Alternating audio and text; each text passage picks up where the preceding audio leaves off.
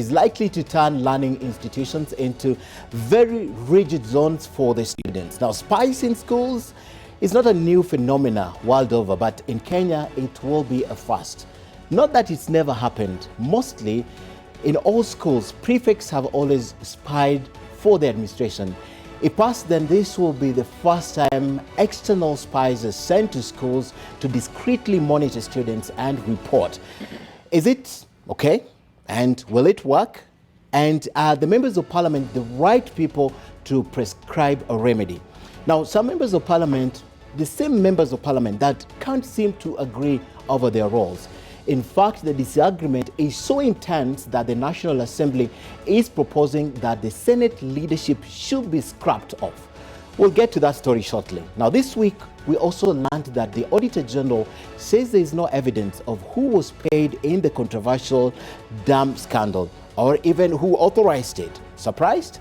Later, my guests reflect on the cartoon of the week, and on Sidebar, we take you back to the period the dam scandal broke.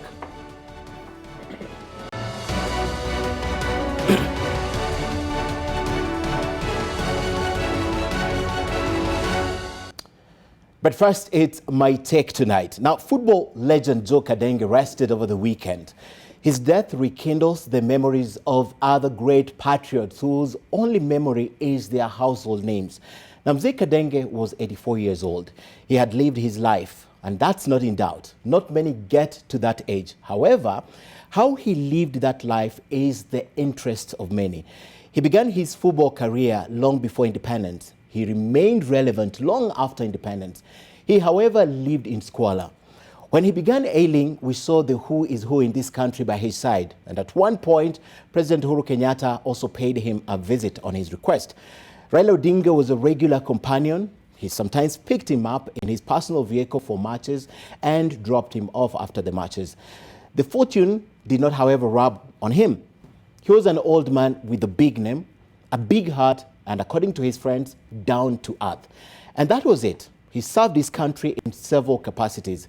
He mentored and also scouted for talent. He also trained them and coached them. Now in death, however, things have changed. Those who did very little for Mzee Kadenge and his family when he was in need are now falling over themselves, sending condolence messages.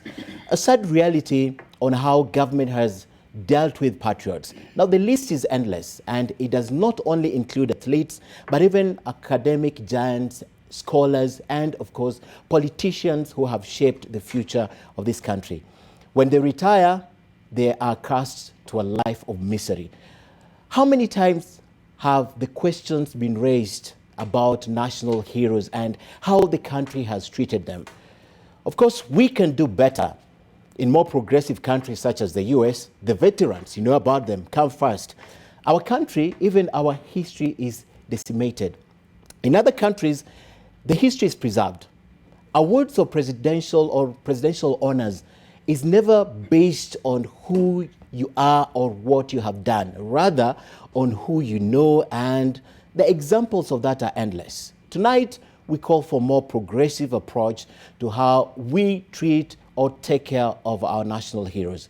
But even then, ask yourself, what can you do for your country and not what this country can do for you? And tonight, we borrow the words of Charles de Gaulle, a French army officer who later turned into a statesman.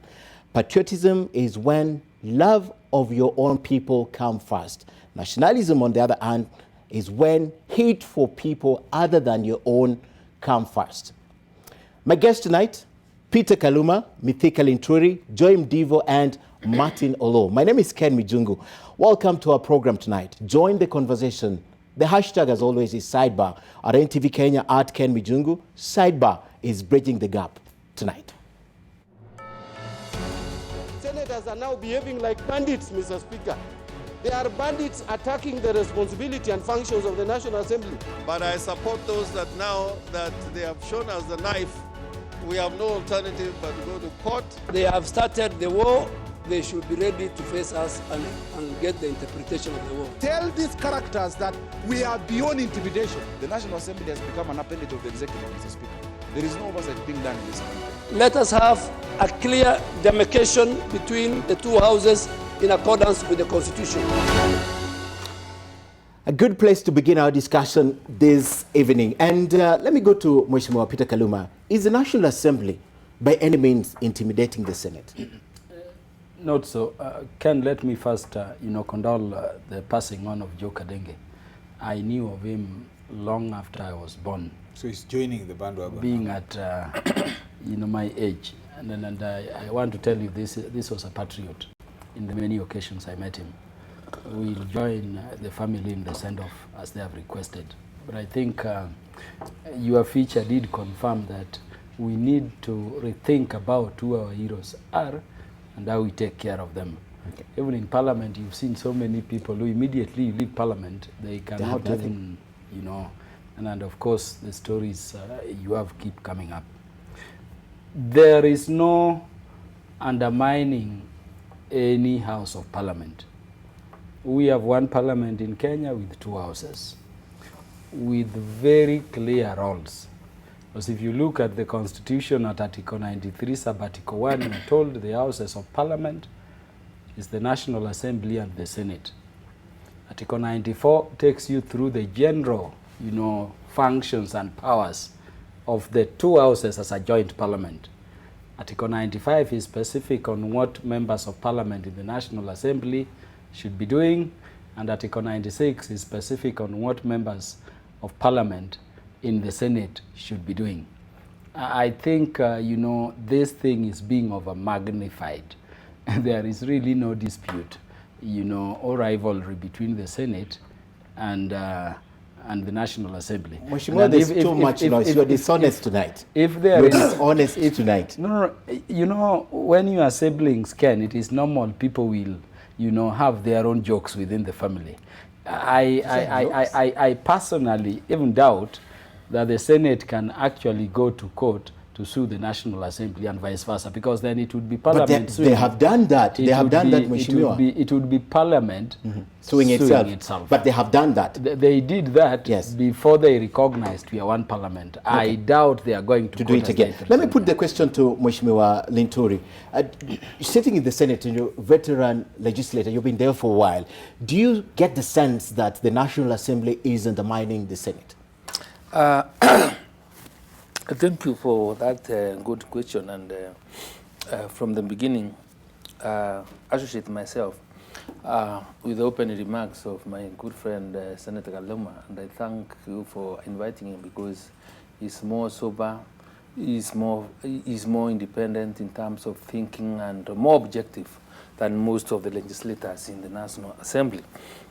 And I would want to say that since I agree with him on what Article 93, 94, 95, and 96 is all about, I would want to mention that whenever we are looking at these rules, we must also be in a position to look at them in the context of a bicameral parliament in this republic, because that is the stage at which we are in, and say that we do not want this matter really magnified, as Kaluma is saying, because the sentiments of a few members that who do not even understand the basic principle on how you are supposed to interpret this constitution and how the rules of the different houses are supposed to be to operate, then we really cannot condemn the whole house of the National Assembly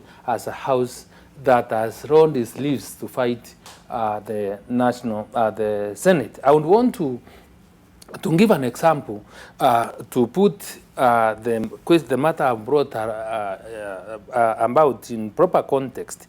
That, like, for example, when I had the debate last time, when I think it's the majority leader, I don't know, who said, or who was trying to warn the cabinet secretaries by telling them that they should never appear before the Senate to really sympathize with this failure to understand what the Constitution talks about. You will find in very many instances, and this is why I am saying that we must look at the Constitution in totality and not only in regard to those articles, because like when you look at Article 153, sub-Article 3, on the role of the cabinet secretaries, you will find that despite what the leader of majority was trying to say in the House, that particular provision says that cabinet secretaries shall or will report to answer any matter that falls within their domain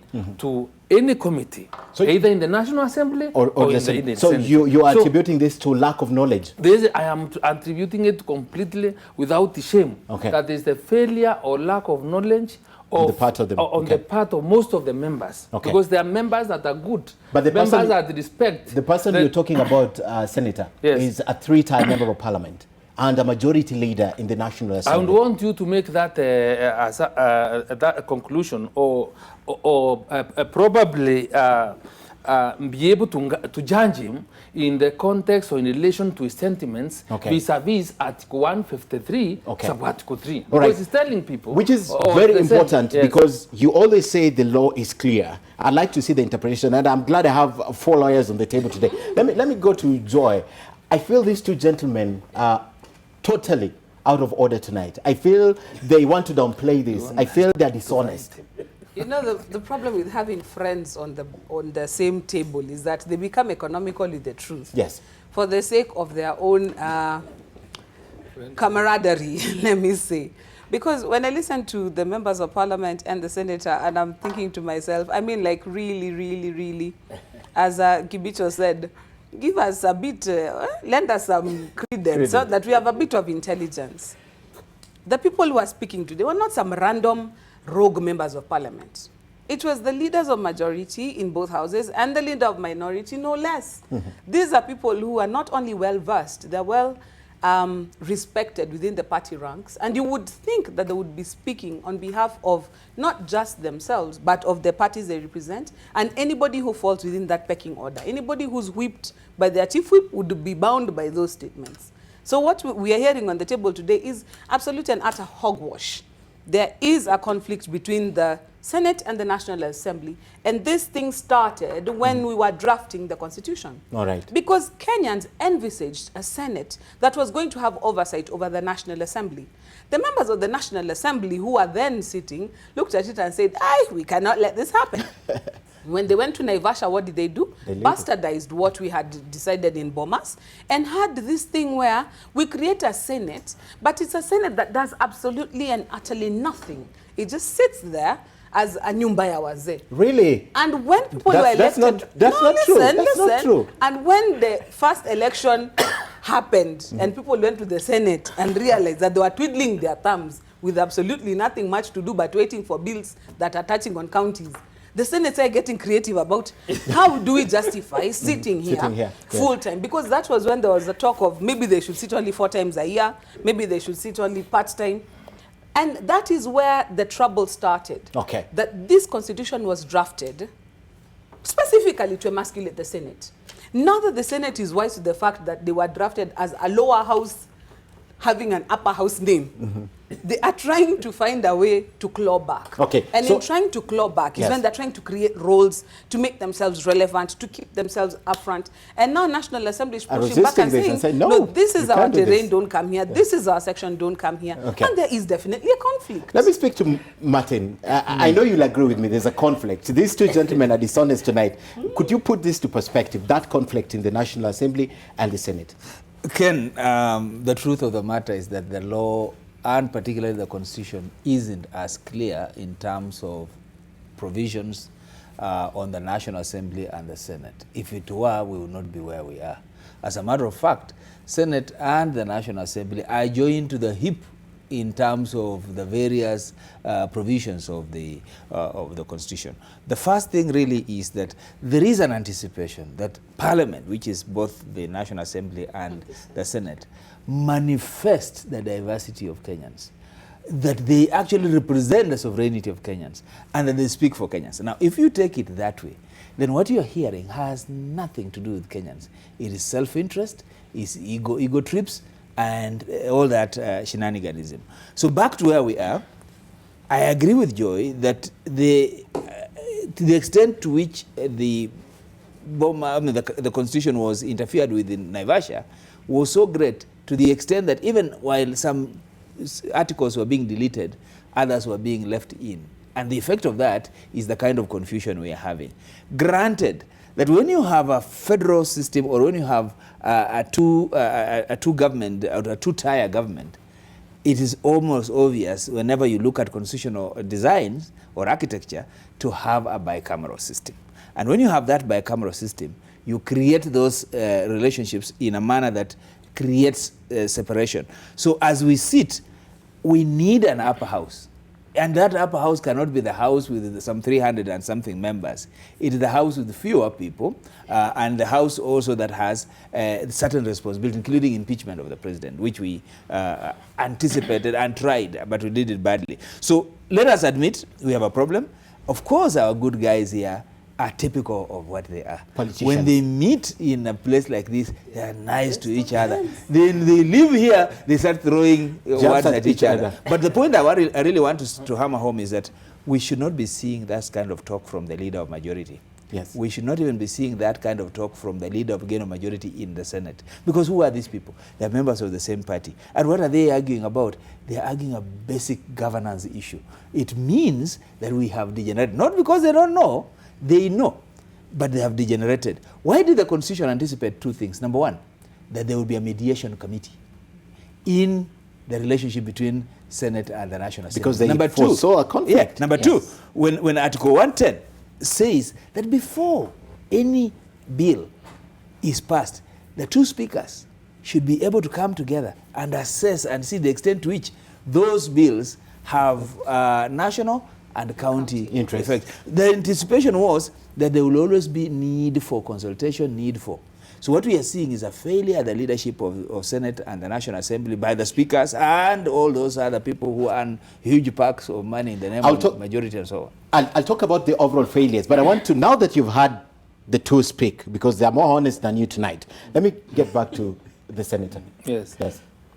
Mijungu, I think the law is trying to bring out something which I need to elaborate, especially on the provisions of Article 110 that provides the manner in which bills are supposed to be passed by Parliament. And I agree that the legislative authority of this country is vested in Parliament. It doesn't say the National Assembly, it doesn't say the Senate, is Parliament. And as Kaluma said, Parliament is at in both houses. And when we look at that Article 110, as law has clearly said, that before any bill is presented to any house for first reading, then the two speakers require to sit down and establish whether that bill touches on counties, or that actually when the Senate went to the Supreme Court for advisory opinion last time, I remember, the Supreme Court in its wisdom said the questions that the two speakers must always answer when they meet for the first time is whether the bill or the proposed legislation is a bill that touches on counties, or whether whether the bill is a money bill, and whether the bill is either ordinary or special bill. Don't you think that's where the problem? Don't you think that's where the problem is? No, I'm laying them basis. I'm laying them basis. Don't rush me. Okay. So because those are the issues that must be answered. So it means that there must be concurrence between the two speakers, and it is only the two speakers that are required to agree on whether the proposed pieces of legislation are or have effect on the counties. Okay. So in this case, as he has clearly said again, where the two speakers do not agree, then this matter is referred to mediation, because it was contemplated that once in a while people may not be able to agree. So the situation that you find ourselves in right now is a problem which the National Assembly or the Senate need not really delve into, because it is out of their domain. It is out of their domain because the two speakers are the ones that are letting us down. Okay. They are the two people who are supposed to agree. That's where I was going. That's where I was going with Shimiro. Because then it means the failure is on the speakers that you elected. Let me try to explain myself. Yes. So when the two speakers have failed to agree and they have failed to form mediation committees, then we will get in this problem. And because Parliament, the National Assembly itself now, has also decided that because they are the beneficiaries of failure to follow the order as required by Article 110, then probably they will have to intimidate, they will have to speak or say or all types of ones towards the Senate. Okay. And when you look at the conduct of the Senate has decided and has said, no, we will not react to this. There is the constitutional system. The Senate has reacted. The reacting is the Senate will react this way. Yes. Because there is that failure on the two speakers, and because we are aggrieved as the Senate, and the only area where we can go for M&A, right, as people that are aggrieved is to follow down the constitutional mechanisms that set out by law. Okay. And this is to seek interpretation of the law or an opinion to the court. Precisely. Yes. And that is why we are saying, because of the failure of the two speakers, the National Assembly has passed 16 pieces of legislation. I'm going to go to that. I'm going to go to the pieces of legislation. But now, do you want to guide me on how I need to... I'm going to go to it because we're jumping the gun. Because we're jumping the gun. The fact that there's a conflict necessitated either by the speakers and argued on the floor of any of those two houses by the members shows there's a deep-lying problem. But even as we take a break, the failure of the speaker, I want you to listen to this as we take a break. This is a gentleman who used to be the minority leader in the Senate, and this is what he had to say, even as we take the break.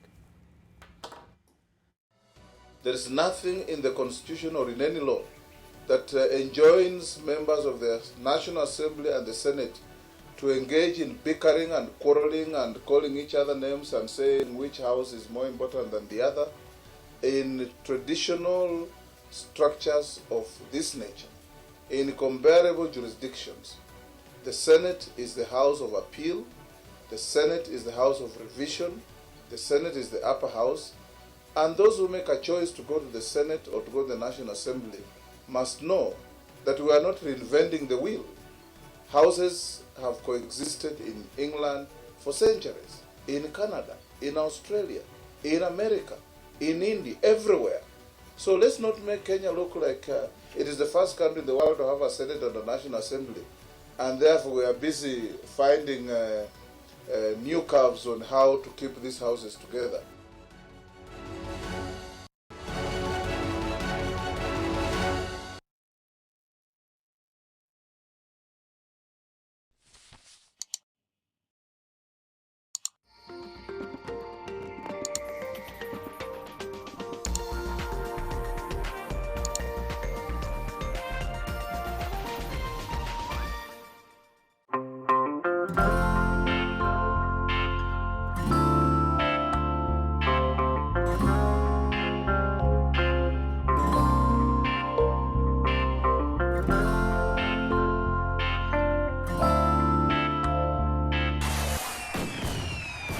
Welcome the Molfix Band. Molfix, with its double absorbent system, absorbs the liquid immediately and traps the liquid in. Also, with its elastic side bands, Molfix offers freedom of movement. You should also try Molfix.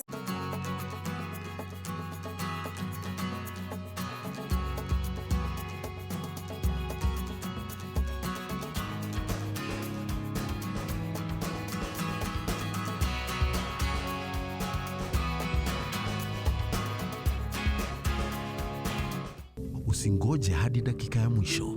Pimwa kwenye hospitali ya serikali. Matibabu inapatikana bila malipo. TB inakinga na tiba. Popcorn, check. Juice, check. Remote, check. For over 30 years, MultiChoice has been providing us with our favorite TV shows, movies and sports, But now a much more younger, more nimble company, Netflix, is playing in its very own backyard. So I'm here to find out what they can do to fight back.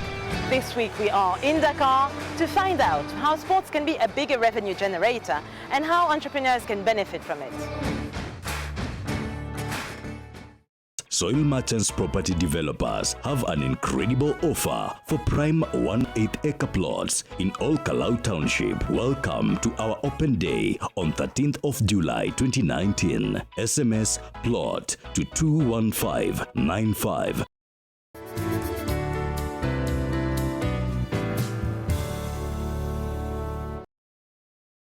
History like this is history that has to be made. Get paid instantly. Play now. Usibahatishe. Cheza na SportPesa. Cheza na SportPesa.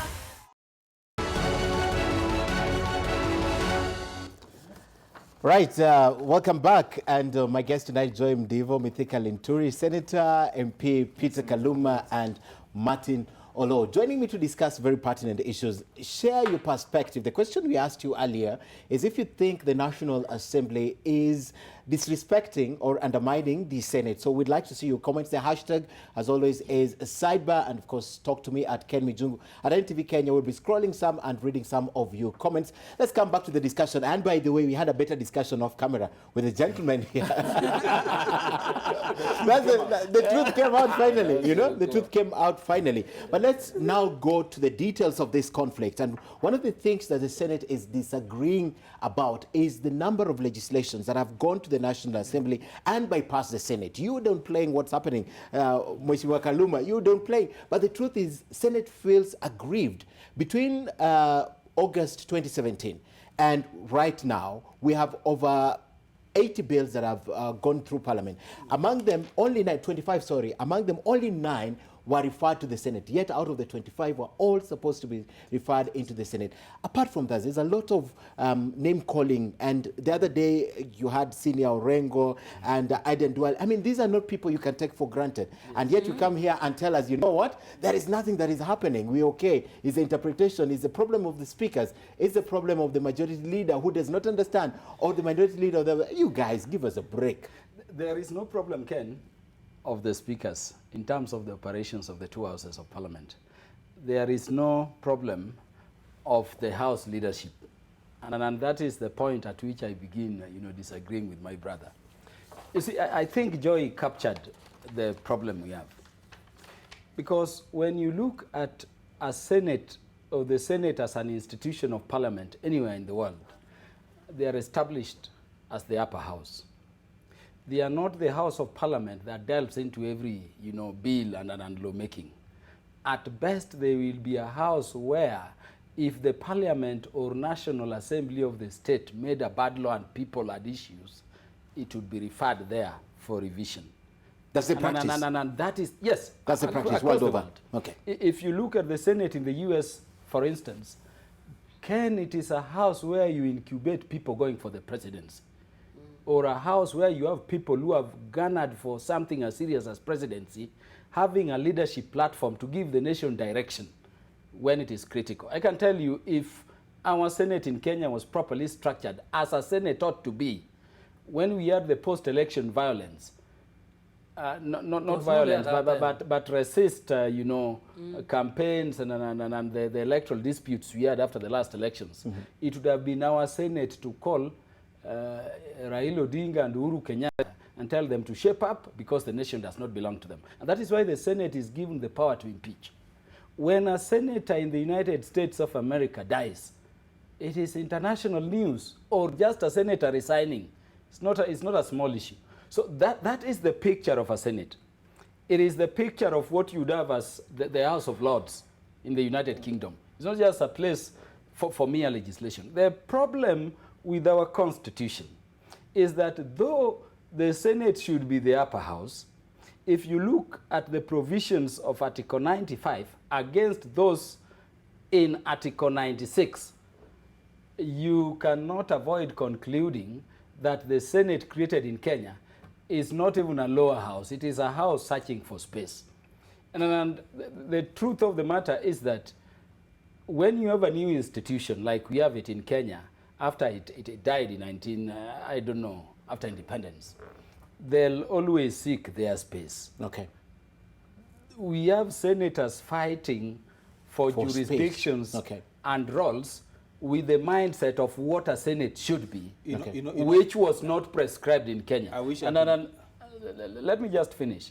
If you look at the context in which this deemed dispute or disagreement between the two houses was coming from, there was a whole day when the Senate, my brother will confirm, took a whole day identifying bills which, according to them, we had not passed rightly. Because according to them, they had some element concerning the county. Yes. And so our convening to discuss was, again, a redirection on the law. We were telling them, because it was going as, something that was going to be anchored. So I saw members of parliament, and I sat through, the proceedings. I made my own contributions.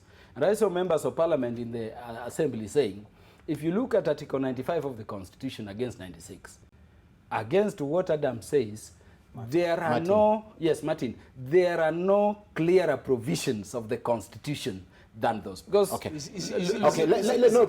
me speak to them also. You've taken 4 minutes to explain that. I'm taking you to the problem. What are you going to speak to them about? I want to bring you back to 94. Yes. You see, you can't start at 93. Just a minute. Yes. When you are interpreting the Constitution, you do not just go for the things that you believe are good. Look at 94. 94 looks at the Parliament as a joint institution, not as Senate or National Assembly, and vests powers there. In fact, 94 almost guarantees that whenever there is legislation business to be done, the two houses must always consult. Yes. That's what it says. Yes. And when you want to go for clearer provisions because they're in 96 or 95, you are running away from ourselves, because there is a way in which I say that the National Assembly and the Senate are co-joined on the hip on matters of legislation, on matters of sovereignty. Yeah, let's start with the 94. Martin is so wrong. No, let's start with the 94 Martin one. Is, in fact, let us start, Ken. 94 one. Let us, Ken, start at 93 sub-article 2. No, let's read 94 one. I'm on 94. No, that is the foundation. I'll go to 94. Really quick. Because it says, the National Assembly and the Senate shall perform their respective functions in accordance with the Constitution. When you go to 94, now the general roles which are, performed in a different way between the two houses are specified. And these are now legislation, these are now representational roles and others. And that is why I'm telling you, you then have to go to 95. If you say, for instance, when you rush to 95, you are running away from the philosophy and the jurisprudence that is being established under 94. I've said, Ken, that 94 will tell you that these houses of parliament, in fact, parliament as a unit, legislates. Yeah. What each house legislates and it says on the national level. Yes. And it says it's vested in the, and let's look at 94.1. The legislative authority of the Republic is derived from the people. And at the national level is vested in and exercised by Parliament. In Parliament. In and then, Ken, the legislative authority of the people is vested in Parliament. Yes. Then when you go to 95, it now the divides House these of roles. National Assembly tells you this is what you are going to legislate on. Yes. And 96 will tell you this is what the Senate will legislate on. Yeah. So 94 is a general picking. It builds up to 95 and 96. Correct. Let me hear from No, we can't just stop there. Then I will ask him also to look at what Article 110 provides for. So that, because I agreed with him to the extent that those particular provisions will tell you what you are supposed to legislate on. So Article 10 will tell you, because Parliament legislates or makes law through bills, right? Article 10 will tell you now that when the speakers meet, must decide on which bill touches on the county and which bill touches on which bill? Money bill. No. Which bill concerns a county. So the meaning of a bill that concerns a county is a bill which has provisions which have the effect on the functions and powers of county governments under Schedule 4. What does that mean? Correct. What this means is that, generally under Schedule 4, major function of the national government is policy. Implementation is on the county governments. Whether you look at agriculture, and those things that have greatest effect on the public is implemented by the county government. So when you want to make any law, as it tries to suggest, on health, for example, because that was the beginning of the problem. Yes. How do you pass an health policy or a law that touches on health, and then health is an devolved function? No, you don't need to. You do not. You do not take it to the Senate. Take it to the Senate. Yes. Agriculture, right? Roads, yes. right? Or try to imagine of any law in this country which you do other than the money bureau, which is clearly now defined what a money bureau is. So essentially what I mean, and when the constitution is so as clear in that particular 94 that Parliament, the legislative authority is vested in Parliament. My interpretation is there is no law that would do in this country that has no effect on the county. And for that matter, other than the 3 special bills that the speakers must agree on, then any other bill must touch on the counties and must pass through the county, through the Senate. This is a strange interpretation. Let me hear from Joy. But if we go that direction, then it means we have a situation where there's nothing the National Assembly is going to do without input from the Senate. And that's what I was saying, that if you look at 94, these 2 houses are joined. Are supposed to work together. And by the way, there's nothing wrong in just passing the bill there and they check it and say, okay, fine, it's good. That's the tradition. But if we look at it more critically, in terms of functions, the way the Senate was set up, it was more or less to look out for the interests of the counties and the county governments. And when you're looking out for the interests of the counties and the county governments, in my reading of the Constitution, it was more towards the functions, how they get elected, how the money is allocated, and things like that. But if each and every bill that affects, because if it affects Kenyans, it affects counties, then we turn the Senate into something that was not intended in the Constitution. And that's what I was saying. How Kenyans understood it was the Senate would participate on that level.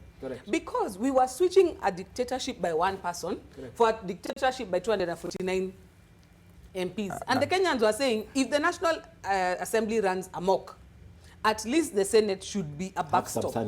But the way it's functioning now, not only is it not able to be a backstop, the problem that we have also generated is that the capacity of the Senate to also engage at that level is dependent on the benevolence of the National Assembly to pass along bills to them. It should not be like that. That's why we have a stalemate right now, because the Senate is putting their foot down stalemate. And saying, bring those bills to us. I think rightly. Ken, I think the Senate is agreed rightly. Can I bring clarity to something? The Constitution at 95 says, members of National Assembly, or the National Assembly, not deliberates, represents the people of the constituencies and special interests. Yes. The people are represented in the National Assembly. In fact, that is why it is called the National Assembly. It is an assembly of the nation through their representatives. When you look at 96(1), to the contrary, it says the Senate represents the counties, not even the people. But there is an arrogance of the National Assembly. Exactly. Let me tell you. This is precisely why we have a problem. And this is which constituency has no county. And therein lies the folly of the National Assembly. These are people who've been elected from a constituency with the smallest mandate. The senator has a county-wide mandate. How the members of the National Assembly decide that they are the ones who are representatives of the people, and the senators are not. Because it's the National Assembly. Can look at representation. There is a difference between the people and the county as an entity. And that is why when you again look at lawmaking functions, in 95(3), Joy, it says the National Assembly enacts legislations in accordance with Schedule 4. For the Senate, it says the Senate participates in the lawmaking function of Parliament by considering and approving. Participates. Remember the National Assembly. Debating and approving laws. Exactly. He's separating them totally. You get what I'm talking about. But you're separating them. The Senate was created to secure the interest of the county in terms of budgeting, in terms of legislation. And they participate. That is why I'm telling you. One question that I want Kaluma to answer. With all due respect, yes. Because you are saying the whole idea was for the Senate to only protect the interests. I would want you to explain to the nation what your understanding of interests is, because when I am saying the interests of the counties are affected by passing legislation that touches on health without the input of the Senate. Can I do a distinction? Agriculture and everything else. Isn't that an affront to the interest of the county? Exactly. And by the way, that is the stem of the deemed dispute. Because the National Assembly is saying, when you look at functions between the two levels of government, I'm one person who believes, and I've said here before, that we have 48 governments in Kenya. One national government and a government in each of the counties. And the delineation of functions between the levels of government is vertical. So the national government is told you will perform such functions. The county government is told you will perform such functions. When, for instance, the National Assembly is dealing with a health bill or is enacting a health law, restricted to the mandate of the national government. That is national referral facilities, because that is how it is delineated. Health is not wholly devolved. National referral hospitals are with national government. Matters policy are with the national government. When the National Assembly is treating a legislation, No, but then if we're breaking it down. Let him just explain that. And remember this health institutions. No, let's use a live example. No, let's use a live example. We are talking about health. What Mheshimiwa is doing is taking the way Parliament is taking so literal that a policy which is national has no implementation at a county level. Basically, if you use that approach, we will be where we are. Where the National Assembly thinks that they are the beer. Jurisdiction. I like this because we are the bad people according to you on the No. The moment we are treating policy issues in a health legislation and we touch on the county functions, and that bill necessarily should go to the Senate. No, there's nothing like that. A policy on health will of necessity have implications on accounting to the county. And for that matter, requires the input of the Senate. Let me tell you, Ken, that if we were to approach it that way, then there was no need for Article 95. And this is why we are saying if there is no need for it, then the request I'll make is that we've been talking of referendum. Just one quick question. Just one quick question. One quick question, Mheshimiwa Kaluma. Yes. What is the difficulty of just referring this law to the Senate? What is the difficulty? Just that. Just a brief answer. What is the difficulty of just saying we have considered this law and because it could touch on the counties? Please, Senate, look at it before we forward it for presidential assent. A brief answer. What is the difficulty? There is no difficulty other than in the law. The law says that before any House of Parliament transacts business, and that is the content of Article 110 we were reading, the speakers are deemed to have consulted. So it is not my business to ask whether there was actual consultation and argument. My position, Ken, is that once there is a bill in the House,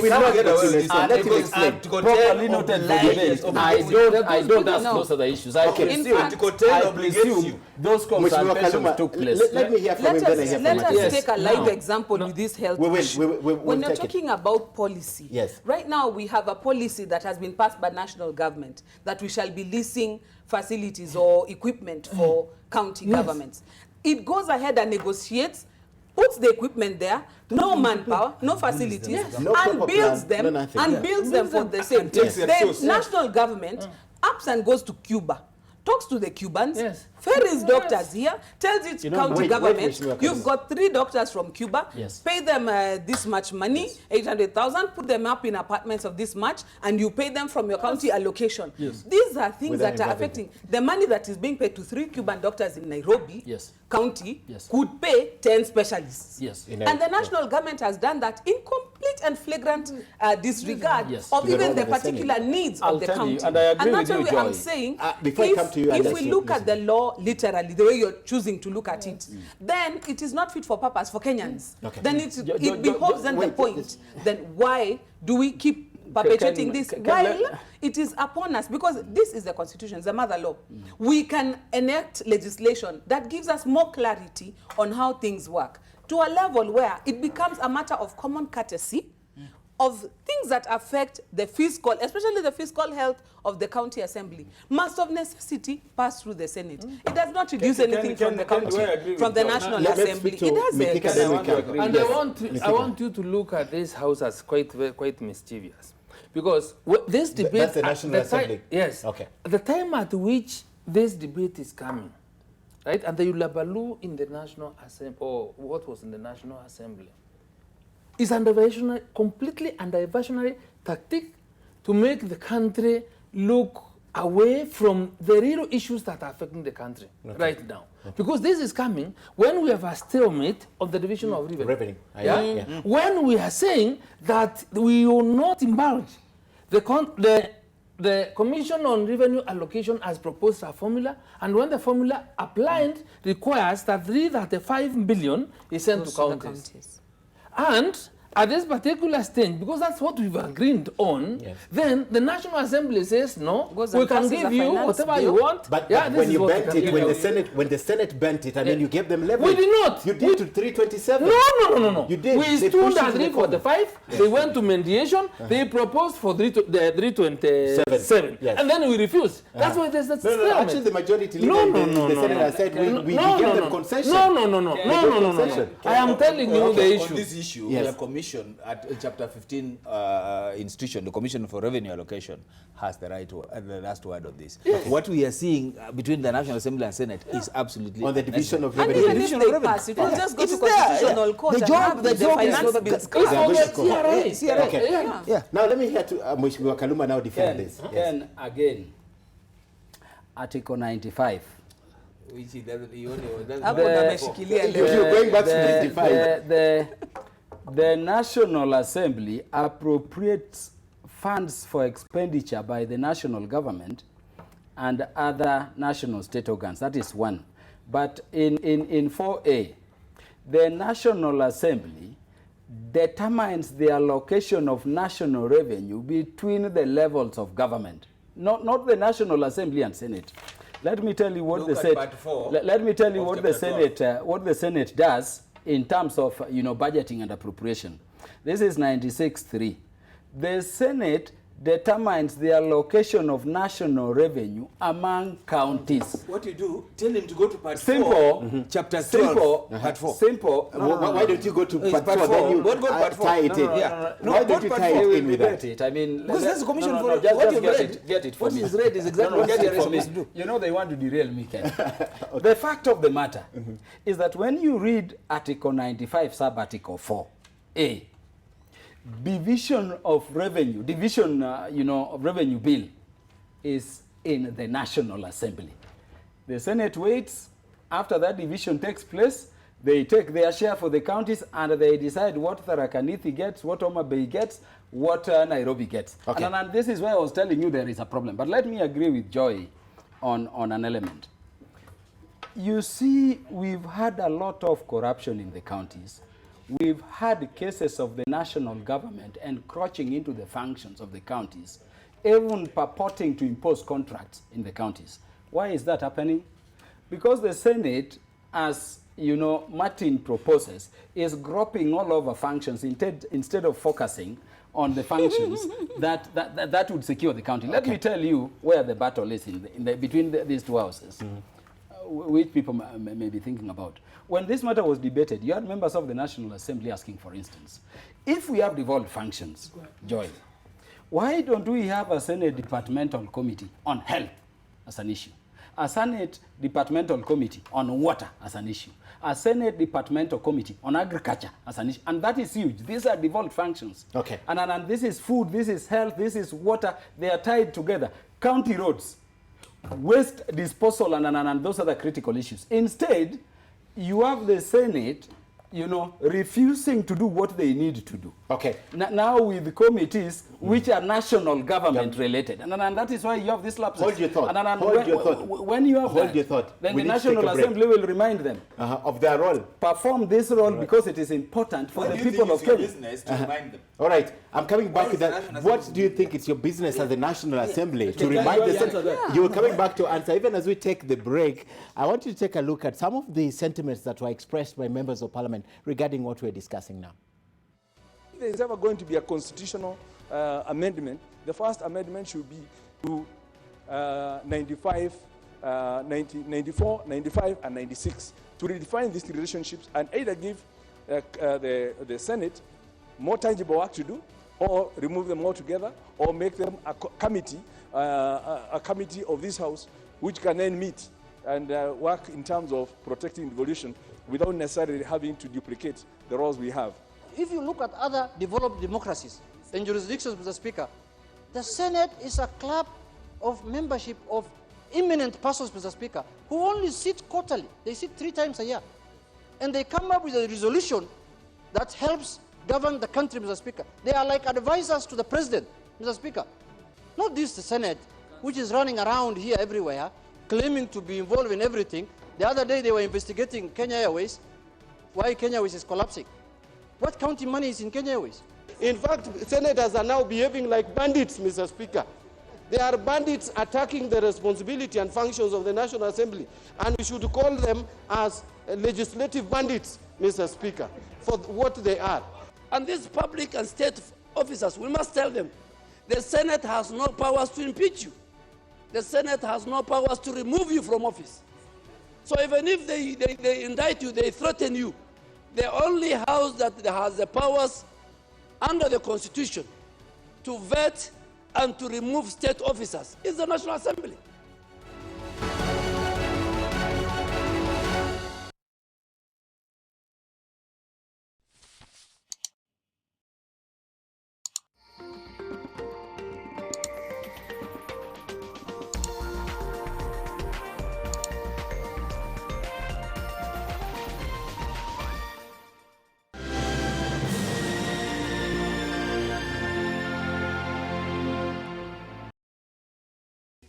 Musikizeni civil servants, if you need a loan, call Mwananchi Credit today. Utapatiwa loan within 6 hours. Do not get stuck when you can get quick approvals within 6 hours. Mwananchi Credit, investor in people.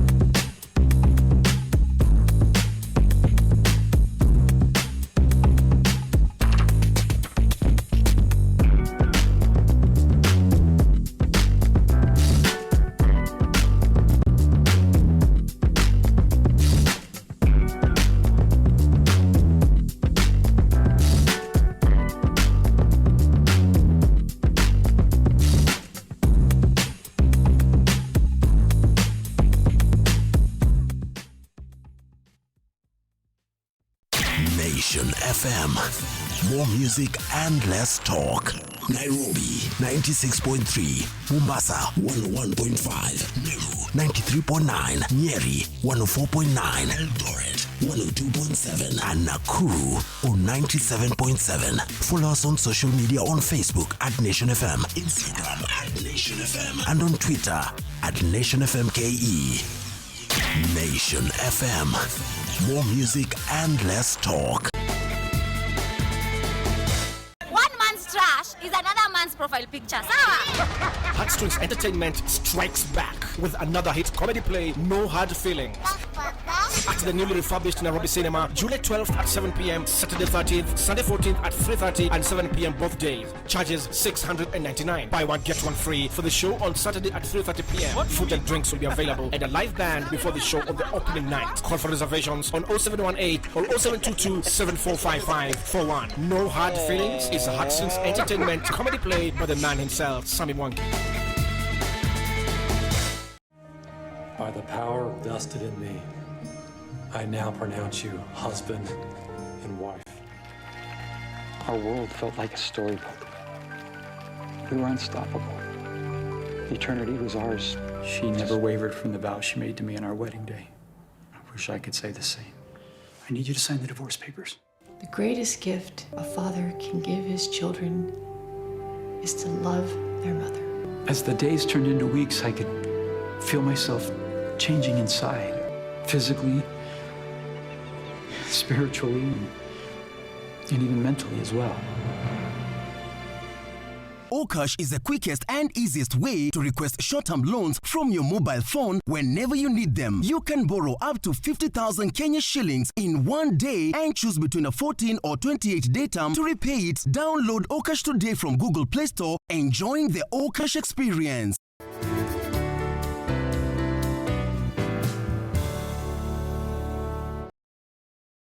History like this is history that has to be made. Get paid instantly. Play now. Usibahatishe. Cheza na SportPesa. Cheza na SportPesa.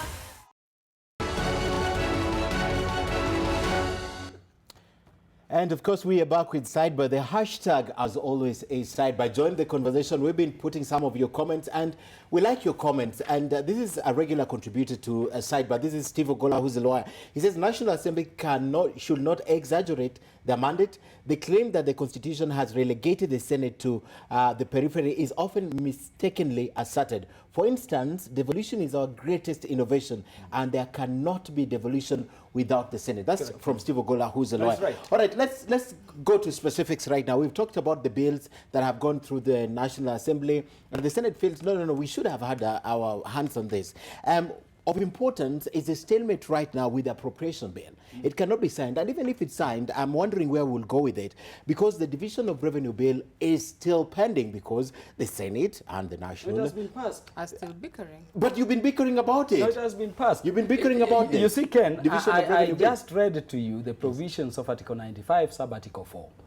I know there is a time the Senate, as a new house seeking, new range of powers, went to the Supreme Court, which also was... the first time they went, that was 2014. Not so engaged. Yes. And so the Supreme Court decided to say that despite the clarity of the provisions of Article 95, Sub-Article 4, against 96, Sub-Article 3, the Senate should have some role in division of revenue. I mean, these are things which do not need interpretation. And my position, Ken, is that division of revenue is so serious a legislation that cannot go to the Senate to be exposed to the possibility of disagreement. When you don't pass or enact division of revenue, you essentially collapse government. And so I'm telling you here, and I'm telling Kenyans, that division of revenue is not a law contemplated by the Constitution. Let me answer it straight. Article 216. Yes. The principal function of the Commission on Revenue or Allocation is to make recommendations concerning the basis for the equitable sharing of revenue. So between the national and county. Recommendations. Commission for? Yeah, and what it says that the Commission shall also make recommendations and so on. So what it says that once it says actually in 4, the Commission shall determine, publish and regularly review the policy. So the issue of the revenue allocation is one that the policy is driven by the Commission for Revenue, not National Assembly. I have to talk to Mithika. I'm worried at this interpretation. Let me talk to Mithika. Ken, recommendations. And for these recommendations, let me ask you. Yes. Because Parliament or the National Assembly is supposed to be guided by the recommendations that are coming from an independent institution whose responsibility is to do exactly that. And when they come with these recommendations with a formula, they are bound, or they're supposed to look at them and follow them. And you know why? And why we say that you really cannot just get us out completely out of this. When you look at the formula that is that comes from this committee, from the commission. Yes. Kaluma will agree with me that public debt is always a change in the consolidated fund. And before revenue is shared between the national government and the county government, then you must make provision for the public debt. Okay. Meaning that if the National Assembly is left to run and commit this country without the input or without the check from the Senate, probably we'll get to a situation whereby we will acquire so much debt to the extent that we will have no money at all to share and to go to the counties. And that is why we are saying, being the people with the charge, the responsibility of protecting the interests of the counties and their governments, we must raise the antenna and tell you, my friends, then we require to come in and check this. Secondly, let us also ask, and it's really unfortunate where we are today. You know, a country without an opposition, right? A National Assembly where it's an beck and call of the executive. It's an extension of the executive. Where Kaluma, the man that I knew, so firm, who knew what Wanjiku or Walo or Achien required then, cannot now stand up, cannot now stand up and say, with a handshake, there's no opposition. Kaluma will come to you after I speak to you. There's no opposition. We can't.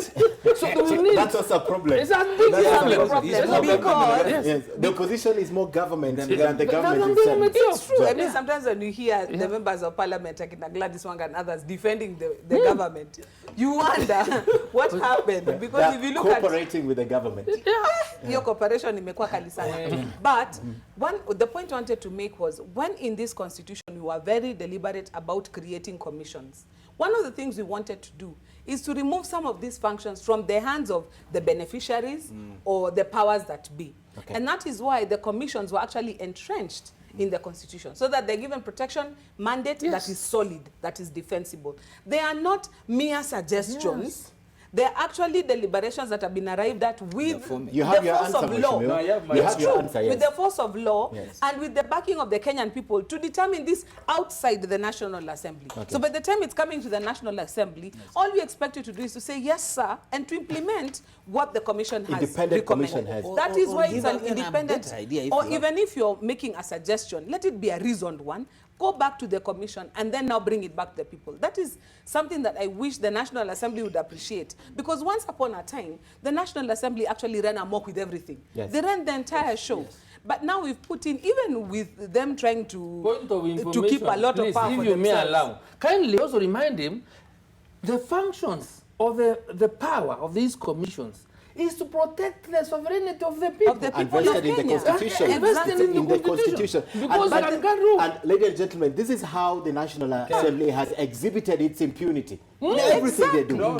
Everything they do. And Rogue National Assembly. And that is where we may want, you know, Joy was my classmate. And that's why today I'm feeling bad. She was among the best legal brains.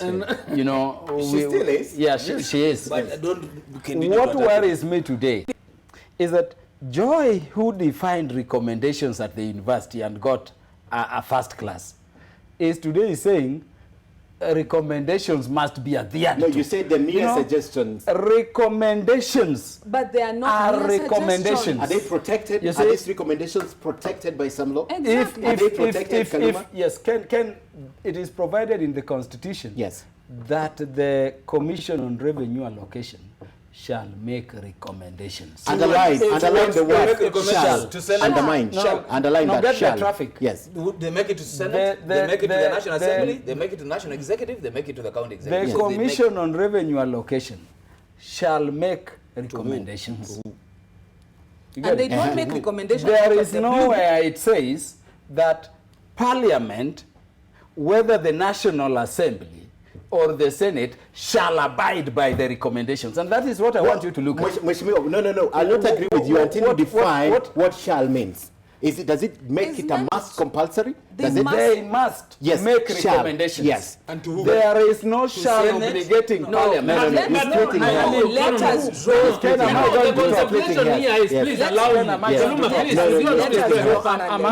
going to talk? What was contemplated here is we'll have a civilized National Assembly or any group that will be looking at recommendations, and because when this was being done, nobody wanted to intrude into the sovereignty or independence of Parliament in the making of the law. Yes, that is why you can't say shall. But when you are civilized and know the recommendations and look at it, even when Parliament makes recommendation to the President about appointments, and they present a few names, if the President looked at the names and said, you know what, this is not a must, let me just choose someone else. I'm going to come with others, they'll be hue and cry, because it was a reasoned process that arrived at Very those well recommendations. Very well So for the National Assembly to say, you know what, these are just suggestions, we have throw them out others of the over window. here, we are going to look at this one. Yes. It's not the correct position. Imported provisions which do not exist. The Commission for Revenue Allocation. You see, Joe is in the context is talking in the context of something like the person recommended to be appointed Chief Justice or Deputy Chief Justice. So you are told that the President shall appoint in accordance with the recommendations. You see the difference? Shall appoint. The obligation over budgeting and appropriation is vested in Parliament. So why in did its we two have houses, a commission for... in its two houses. Good question. The Commission on Revenue Allocation is obligated to recommend to Parliament how revenue should be divided between the levels of government. No, it's more than there is no obligation. It's the Senate, there is National no Assembly, President, everything. Yes, correct. There is no obligation. There is on Parliament or those institutions. No, there is. Mheshimiwa, one question. No.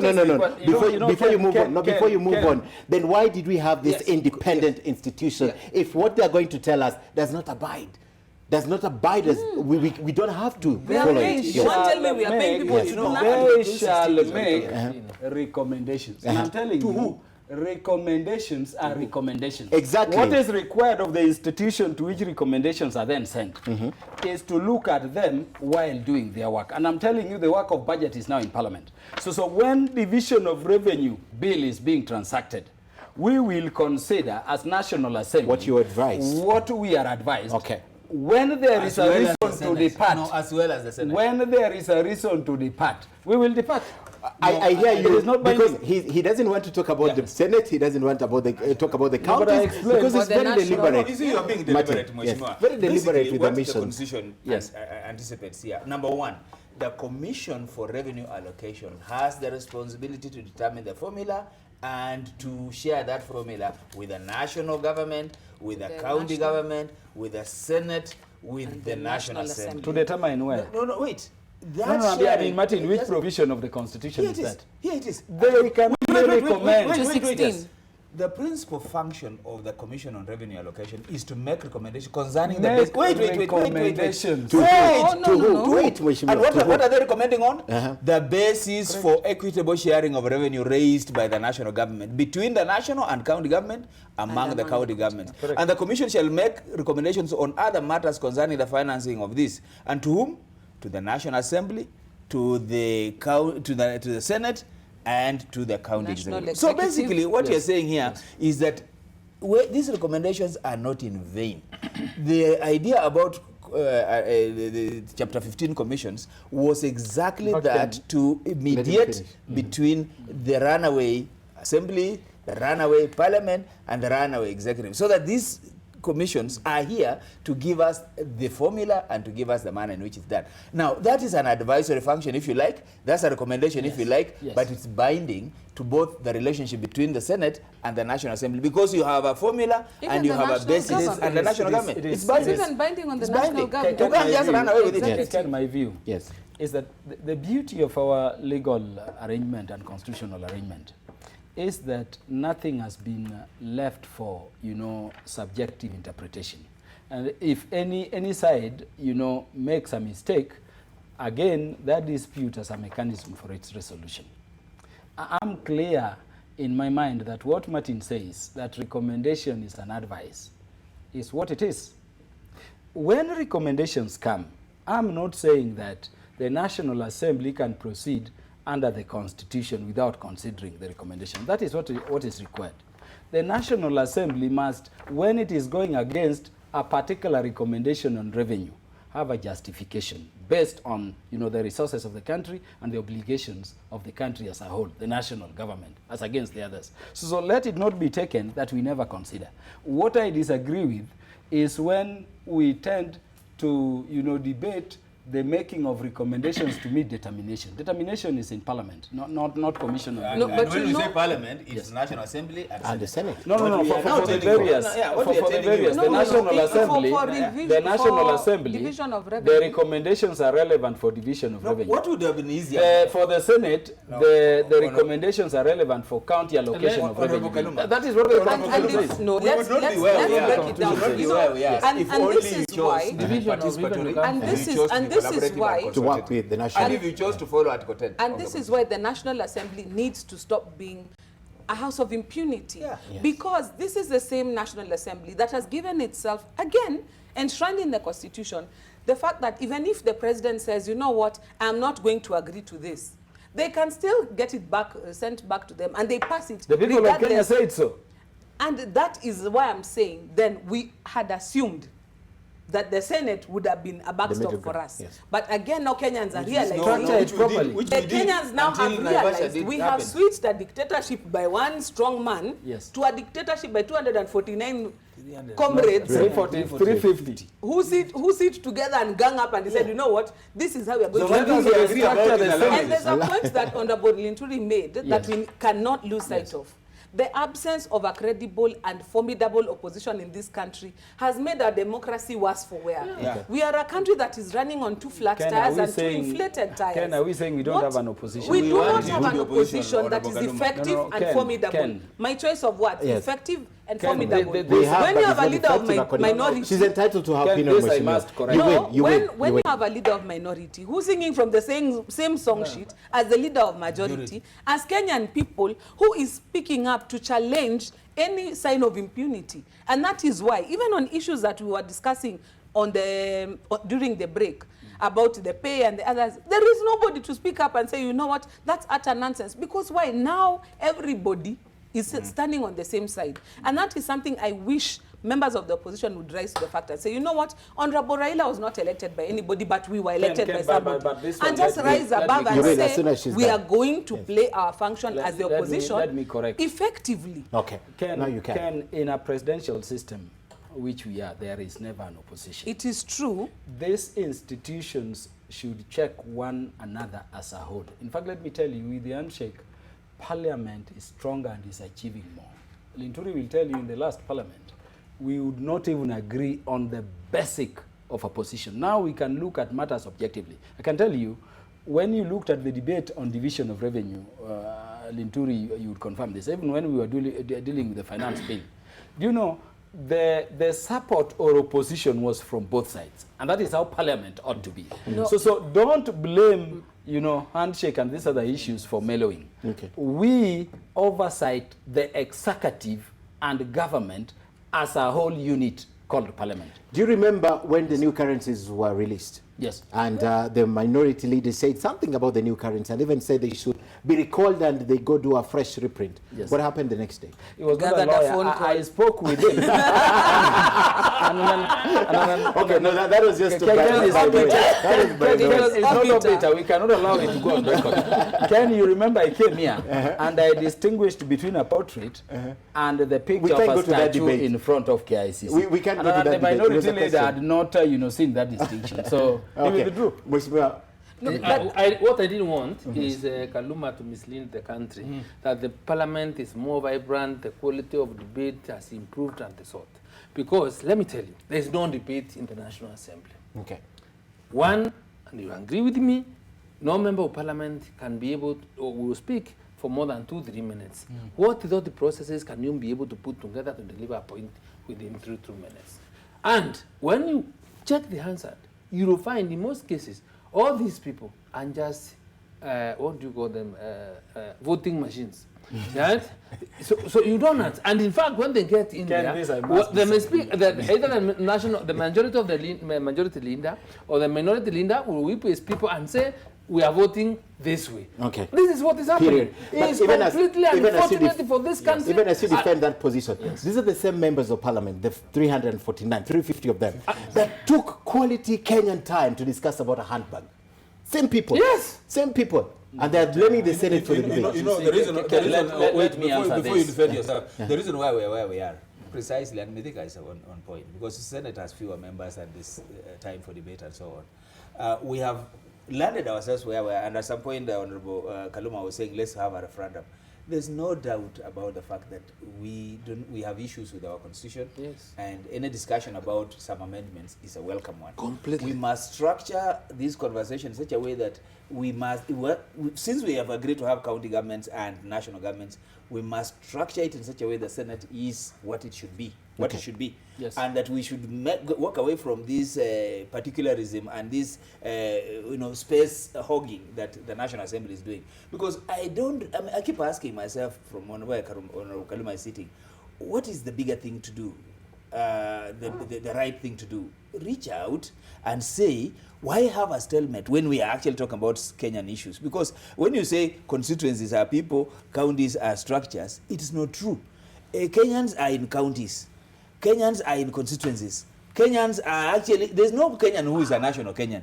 Every Kenyan belongs to a county, belongs to a village somewhere, belongs to a constituency somewhere. So we must be able to structure our constitution in such a way that we do not necessarily create dichotomies that are not useful to us. So back to where we are, we think that what the Senate should be doing is, again, in terms of respect, I like what Honorable Tambula was saying, but he's talking about the ideal. Unfortunately, where we are in this muddle reality, and this reality is that the National Assembly has decided to treat the Senate with such contempt. Can we move the conversation forward by throwing the spanner into the works? I'd like to talk about the fact that, let's say, we give you that role, right? You don't want the Senate to touch on issues concerning the allocation of revenue, right? Division of revenue. You want to do it yourself. Then not you want, the Constitution says your interpretation of the Constitution, because they're crying foul.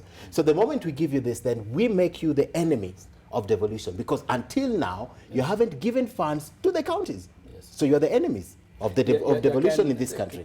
Funds have not gone to the counties. You know the irony here, these fellows have been saying, and this is what they doesn't want to say, that there's so much corruption in the counties that they are not willing to give any more money to the counties because money is being lost in the country. The question I've asked is, even when you look at this country at the national level, at the national government, where the National Assembly has oversight. The biggest area of corruption. That is where there is corruption. Money is being looked at right, left, and center. Secondly, if they mean well, and for example, I do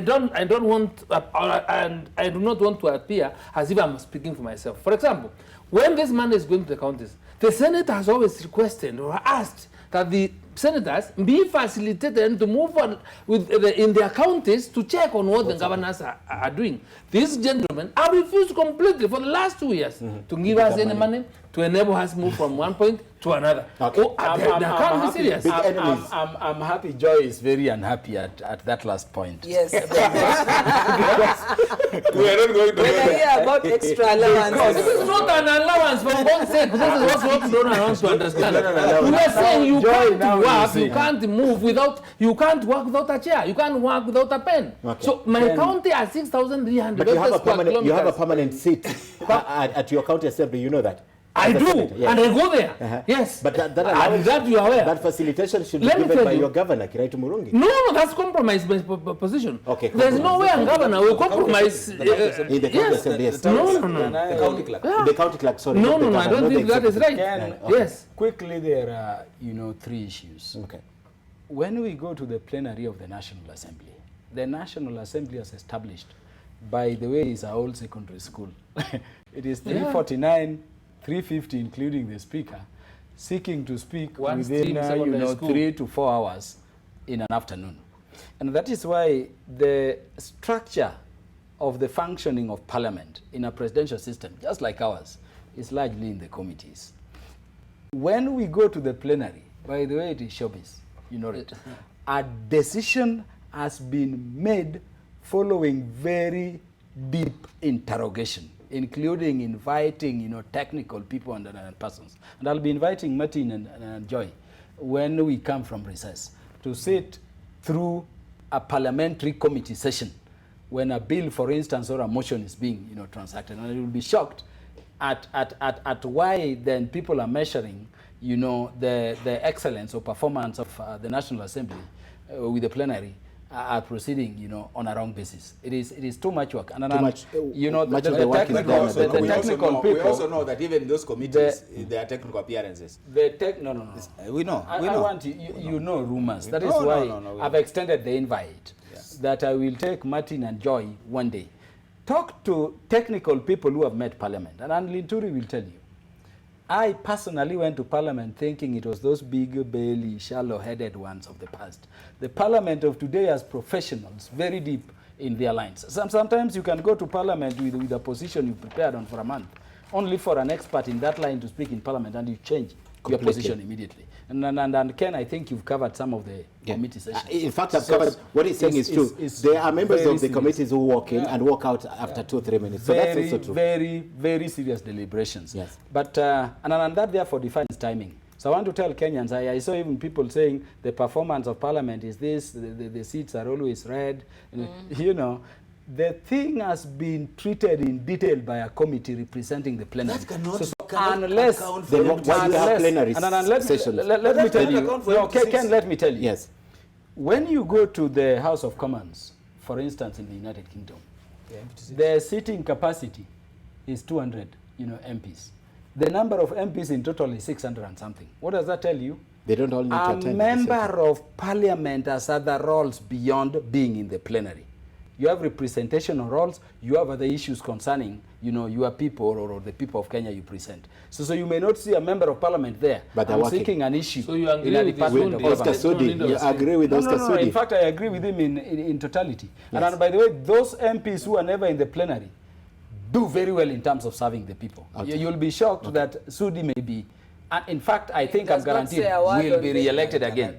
It is not just legislation, and that is why there are those many roles. Okay. There are MPs, I know you go into a committee, by the way, they run the committees literally.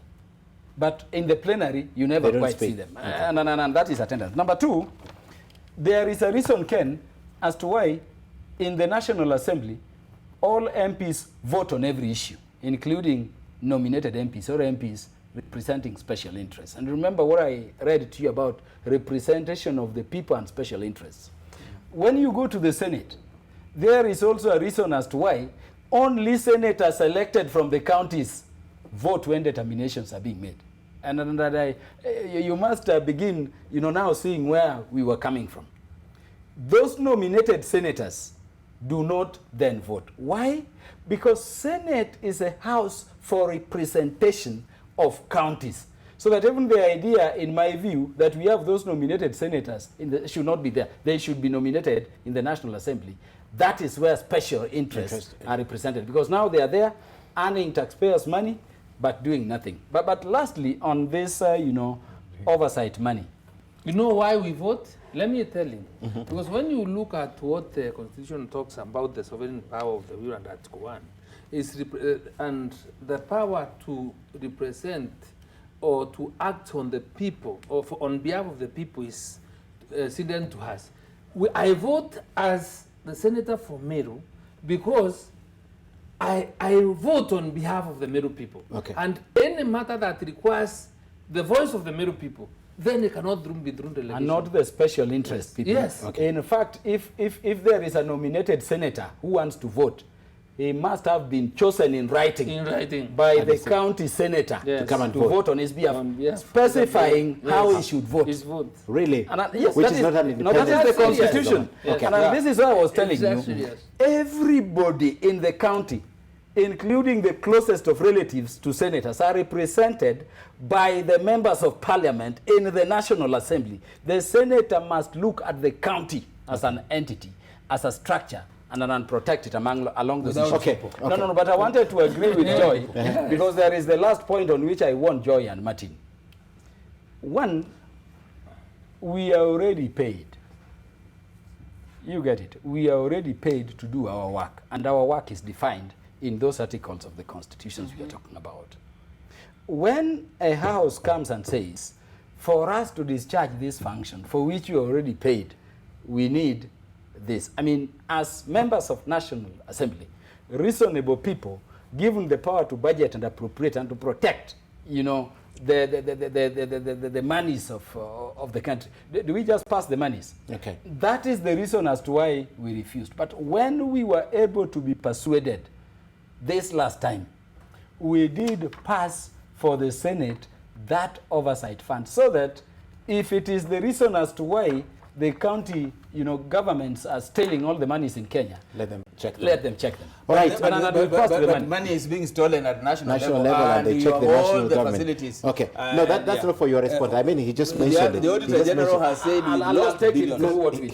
he just mentioned it. Now, just briefly, I want to discuss this, Article 108, because this is something that the majority leader raised the other day. He says they passed a resolution that Auditor General Edward Ouko undertakes a special audit into the money allegedly and illegally incurred by the offices of the majority and minority leaders in the Senate. In essence, what Duale and the minority leader in the National Assembly are thinking is, let's dissolve these two positions. I don't know how practical, Martin, that will be. You see, these positions are created along party lines. They are created for purposes of business in Parliament.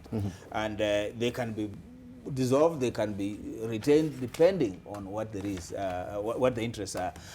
For me, is how we approach our legislation or how we approach our national issues.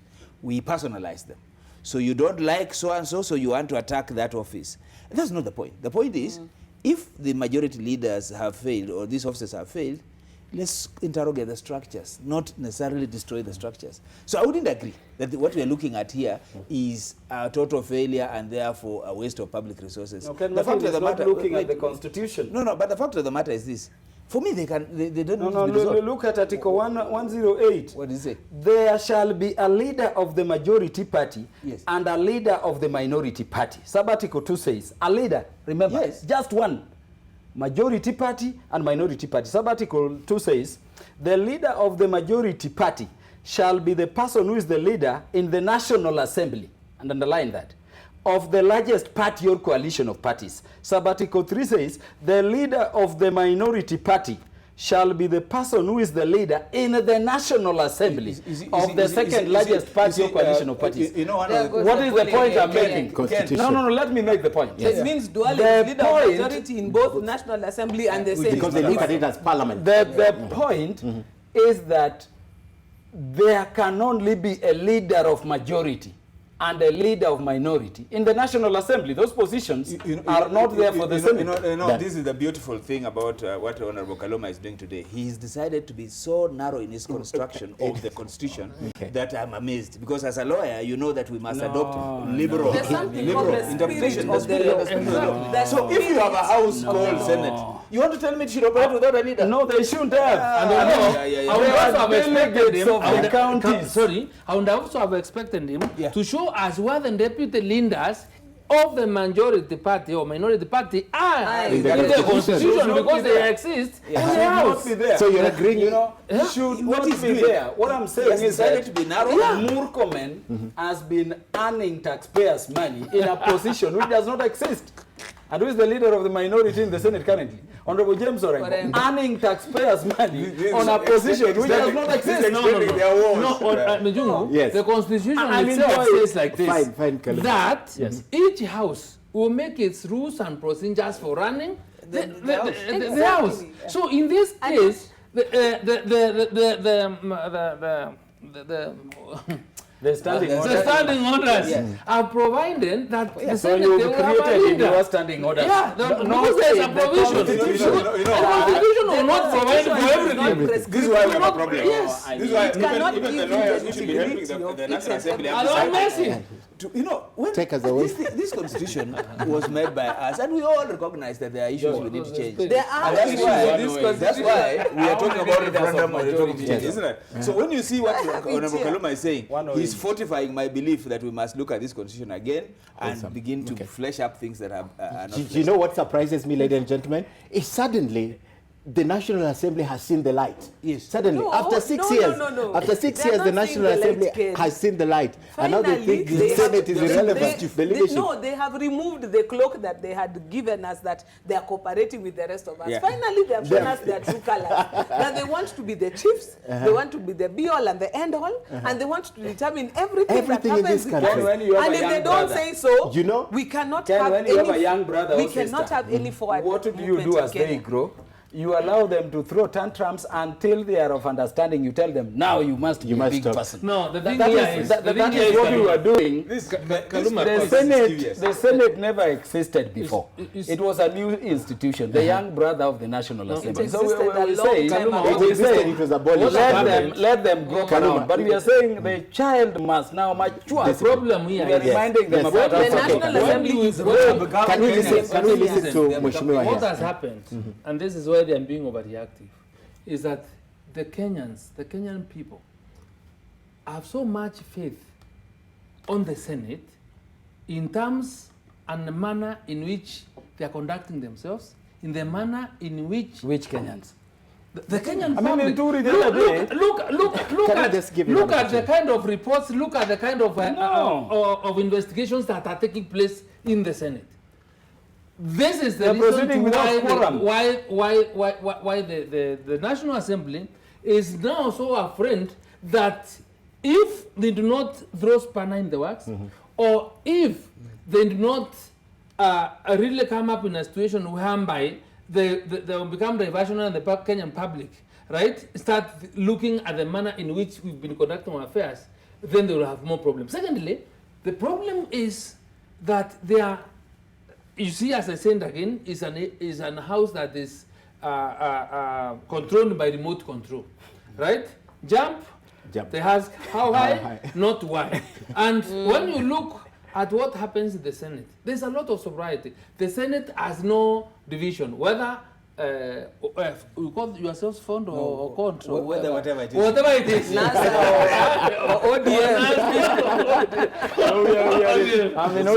So it's a house that will only debate the issues basically on their importance, and they're so objective, and on any matter that touches on the public. That is what we do. And if you think about it, this is a National Assembly that is not as properly constituted as envisaged in the Constitution. So if they are waxing lyrical about the gender rule, no, that is you people every time is the problem of Kenyans, not the problem of the National Assembly. Every time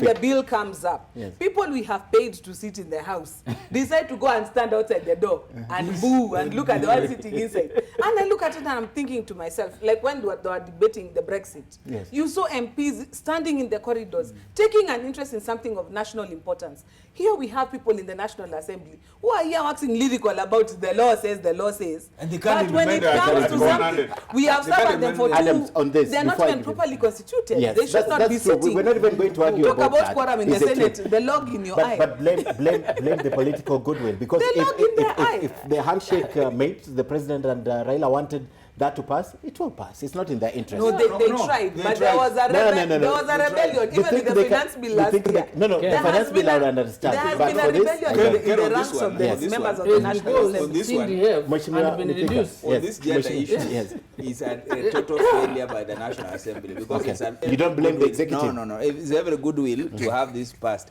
but it's not in their interest to have this passed. Granted that the way that constitution is structured around it is also difficult. It's difficult to achieve it, and that's why we must still go back and see what kind of things we can tweak in order for us to be able to achieve this. Can at least we agree now that if you looked at the constitution and it were interpreted strictly, there would be very diminished roles for the Senate, and that is why I think we have agreed that as we talk about referendum, let us see how we can, restructure the Senate to what we contemplated, not what it is now. So that it can be, a true Senate. But that's a debate for another day. On gender. No, we were not discussing gender today. No. Let me just mention something lightly. I think there is a way in which the Supreme Court was unfair. Sending the matter of dealing with gender back to Parliament or the National Assembly. Giving it 60 because days. If you look at Article 127, where this right comes from, it is a duty of the government to deal with. Ken, we are in an electoral system where the people elect you as an individual. How do I end up in the National Assembly? Then I determine how to make our numbers be constitutional. There are a lot we need to deal with. And if you look at the thinking of the Supreme Court, they were thinking that the National Assembly, deals with constitutional amendments. Constitutional making is the people of Kenya.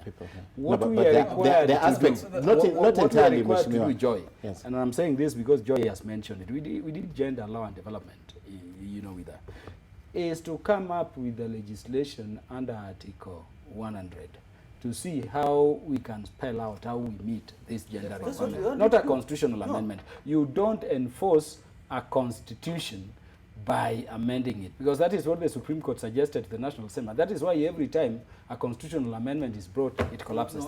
He's running us from the real issue. The real issue here is that in the same manner in which you are so zealous in interpreting your role in Article 95, is the same way you should ask why, if you look at, strictly speaking, Article 100, why one cannot declare this National Assembly as it's currently constituted unconstitutional, because it is. And if you do that, then it should be giving us an urgency either to fix the issue or to find a better solution. So we can't just leave it like that. But you see, the Constitution also says the matter will be taken to court. And the court will, before dissolving Parliament, hear reasons as to why it has been impossible to so do. So it's not an automatic thing. You know why I don't want to discuss this? Because this was referred to the Chief Justice. And the Chief Justice gave 60 days for Parliament to act and said if it doesn't happen, that was April, within 60 days, he'll begin the process, he'll advise the President, give the process of dissolving It's the duty of government. Let the Chief Justice himself give us a solution to it. He should not throw it to Parliament.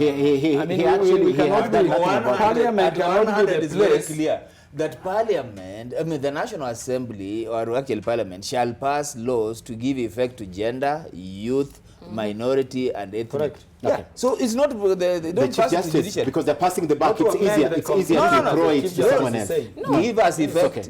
For example, we had suggested that we go the South African route, where we have a parliamentary representative system. You elect the political party, and it's up to the political party to ensure that within it also has its weaknesses. It's within its structure. You have they did not want because they were voting for us. But you ensure that the gender balance is achieved at the political party level. Strengthens the internal. You are fighting here stronger than me. Why should you be nominated? I mean, go and fight for these seats and let women be in Parliament. Conversation done. Conversation done. You are stronger than me even on this debate. Why don't you go and fight for it? All right, done. This conversation is done. So, I should go run in Homa Bay against him. I think we should go and defend Homa Bay. I don't tell Homa Bay, but he's gonna go for governor, so it's okay. He'll support you. Ladies and gentlemen, let's take a look at our cartoon of the week, because I want your comments.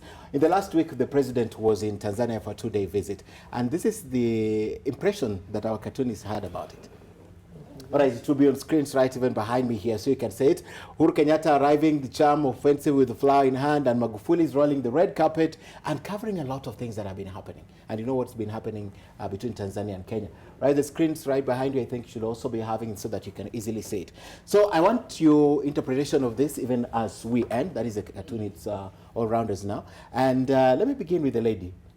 Joy. We were treated to a lot of social media clips of very tender moments between the presidents when he went to pray for President Magufuli's mother, when they had a light moment about the wine of Tanzania and other such clips. And it seems like it was a very cordial visit this time around. And I am hoping that now these things that were being swept under the carpet, the way the trade relations have been a bit frosty, the treatment of Kenyans in Tanzania, the unfortunate comments by our own MPs regarding foreigners in Kenya. I'm hoping now that will sort of thaw the mood so that we can actually have a robust discussion about these things. Because Tanzania has increasingly been endearing itself more to SADC and the southern of Africa rather than East Africa. And maybe this is a time maybe we can try and get them into the fold, the coalition of the willing, as it were.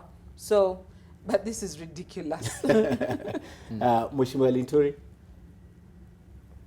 I was not very good in photo interpretation, but one thing. But now you're in the school of life. But what I can be able to read here is that despite all what has been happening between the two countries, I think this should be something that should be a thing of the past. But I am still waiting to hear what President Kenyatta and is really to bring back in terms of strengthening our relationship with Uganda for business to thrive, or whether it was only about a personal visit, because I think they must have been low-key, and when you look at the areas that he visited, this was a more for a personal visit, more personal visit than a visit that really has to do with the people of Kenya. Probably but it was also reassuring. It was also reassuring, especially that press conference that they spoke about the relations, and the president even hinted, like he hinted even before, that you can mingle, and if you want to marry from this side, you can marry. So there's also an assurance that we're still together. And you see, for me, actually what you're saying is the opposite. This visit was particularly calculated to happen off the usual officialdom at a personal level, and to try and actually thaw the relationship between Magufuli and our president, because you know that there's been some levels of suspicion there. Magufuli has been a better friend of Raila than he has been the better friend of the president. So it is important that that happens, and it happens at a level where he's visiting the mother, and he's praying for the mother. I think that was a plus for the president. I think that was good. I was happy to have a president who prays. And then he prays all the time. No, at least I saw that in public. You know, politics is about optics. And then, of course, there was the issue of personal gifts, the Tausi. Did you see that? Yes. The Tausi thing? Yeah, the four of them. And then the statement he made, which is that I'm giving you, but once they hatch, you bring back. That was a very it's almost like it was and it was also something that was warming up. That look, this relationship isn't one way. Then let's keep it going so that you bring back, and then we exchange and so on. So this was very important, and I think Tanzania is critical for us. Historically, we are always philosophically apart. It's important that Kenya, as a big brother, tries to do more to embrace Tanzania. Let's see what happens when the port of Dar is completed. Ken, you know, these things you call Kenya, Tanzania, Uganda, and others are colonial, constructs. Yes. And if you look at AFCON now, I was seeing the goalkeeper of Uganda called Onyango, and you look at, Tanzania, so many with our names across Kenya here. We are a people. Demarcations were imposed upon us. We've been on the matter of, East African community integration, for a very long time. And I can tell you that, Tanzania has been, the coldest of the member. It is very easy for you to relate with, Rwanda or Burundi, absent Rwanda, or Uganda. Tanzania has been, even when we go into our, interactions as leadership, to move the East African community agenda, Tanzania has had a bit of suspicions. Okay. There was a statement, before this visit, which, tried to raise temperatures. And I think, personally, I want to thank the president for approaching it in the way he did. you know that in diplomacy or in negotiations, you achieve more informally than formally. The message that these two leaders sent is that we are one people. Okay. And that is why you are seeing the joke, we can even marry. We can, if you look, if you went to Tanzania, by the way, around all lakes are my tribe's people. You go to Uganda, the entire, northeastern part of Uganda, northern Uganda, are our people. And of course, across other, communities and ethnic groups in Kenya. So we are a people, and I think this one should be supported and encouraged. Yeah. All right. Yeah. A good place to end with you guys. Thank you very much. Joy. We don't Thank have you. last comment. You have made your last comment, unless there's something that is pressing. You held your own very well. You did really well. You did really well. All right, thank you, gentlemen. Let's do the final part of this show. And to begin, at the beginning of this show tonight, we told you that the Auditor General claims that in spite of payments made for the dams, no evidence exists on who was paid and who signed for it. Part of the report tabled in Parliament read, the advance payment claim certificate equivalent to 4.2 billion shillings that was used for payment was not dated, had not been recommended by KVDA, General Manager, Technical Service, and was not approved by the Chief Executive Officer of KVDA.